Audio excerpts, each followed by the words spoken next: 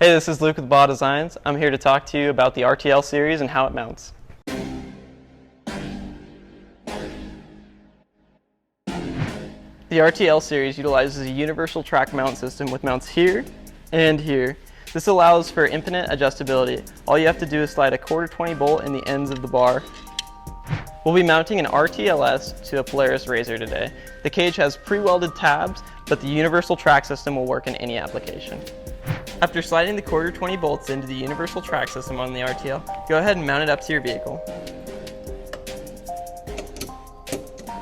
Line the bolts up, center the RTL, tighten the nuts,